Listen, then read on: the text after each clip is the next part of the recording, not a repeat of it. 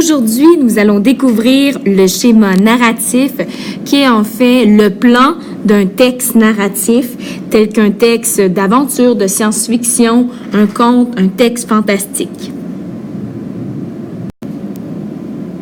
Le premier paragraphe d'un texte narratif qui est en fait la première étape du schéma narratif est la situation initiale. Son abréviation est SI.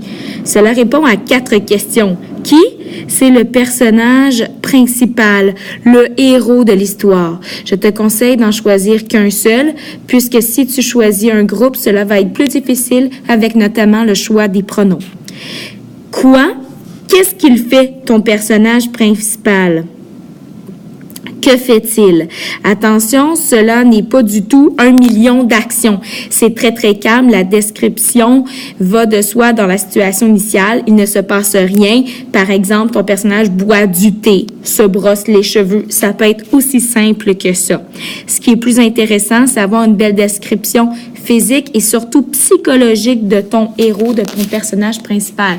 Quels sont ses défauts, ses valeurs, ses tocs, ses manies, ses qualités, ça c'est intéressant. Le lieu, un indice de lieu, ça c'est mon où, indice de lieu, ça peut être très très précis ou imprécis. Par exemple, au Collège Laval, c'est très précis, ou dans une contrée lointaine, c'est imprécis. Et le quand, c'est un indice de temps. Encore une fois, ça peut être précis ou imprécis. Par exemple, à 14h42, ça c'est précis, ou il était une fois, ça c'est imprécis.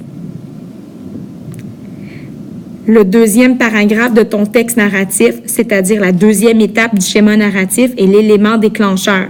C'est l'événement qui vient changer l'histoire, qui vient bouleverser. C'est le début de l'action. Il est presque toujours précédé par un organisateur textuel, tel que soudain, tout à coup, un jour. Super important que ton organisateur textuel commence ta phrase. Je te rappelle que l'élément déclencheur, c'est court, ça peut être une phrase ou deux, entre 20 et 50 mots. Ça va être important aussi de tenir compte de la réaction émotionnelle de ton personnage. Il se passe un problème, hein? Mon élément déclencheur, c'est négatif, c'est pas prévu, c'est pas « Oh tiens, je rencontre un ami, youpi ». Non, non, non. Et là, ton personnage principal, ton héros, doit réagir. Qu'est-ce qu'il ressent par rapport au monstre devant lui? Il est apeuré, donc il a peur, il est effrayé, il est en colère, il est déçu, etc. Ça, c'est important de le préciser, de le développer. Pourquoi ne pas avoir, par exemple, un beau champ lexical sur la peur? La troisième étape du schéma narratif, donc le troisième paragraphe et les suivants de ton texte narratif, c'est le déroulement. On peut dire aussi les péripéties. C'est le début de l'aventure, c'est l'action, c'est tout ce qui s'enchaîne après l'élément déclencheur, ça découle de l'élément déclencheur. Donc, ton personnage voit son ami effondré sous une poutre, il réagit émotionnellement, il a peur, il est fâché, il est apeuré. Et là, qu'est-ce qu'il fait par rapport à l'élément déclencheur? Le déroulement, les péripéties contiennent d'autres problèmes. Par exemple, la pièce prend en feu, il y a un ennemi qui vient les attaquer, des choses comme ça. Et j'ai autant de paragraphes que j'ai de péripéties, pardon.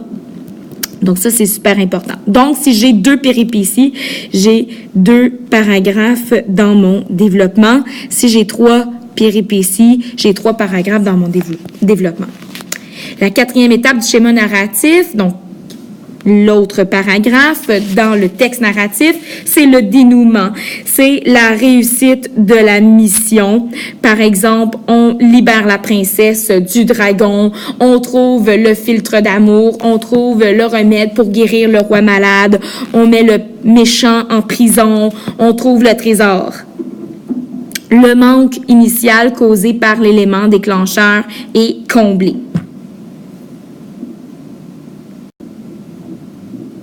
La situation finale, SF, est parfois absente. Toi, lorsque tu vas avoir à écrire un texte narratif, tu vas devoir écrire la situation initiale, l'élément déclencheur, une péripétie, et ton texte va arrêter là.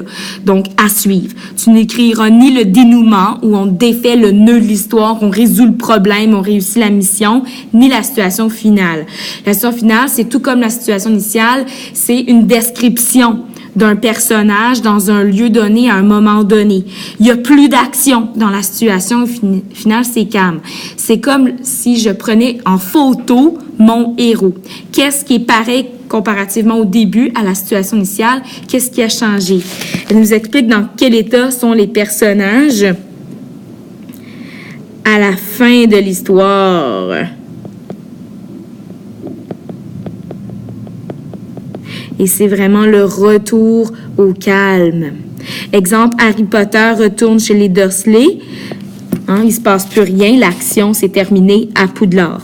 Luke et Luke chevauchent vers le coucher de soleil, l'action s'est terminée au dénouement lorsqu'il a mis en prison les méchants Dalton. Troisième exemple, le banquet d'Astérix, on fait la fête, c'est toujours ça qui se passe dans Astérix avec Obélix. Le dénouement aurait été le fait de sauver, par exemple, la reine Cléopâtre contre Jules César ou de libérer des Gaulois des mains de Jules César. Le banquet d'Astérix, situation finale, retour au camp. Alors voilà, à toi de jouer.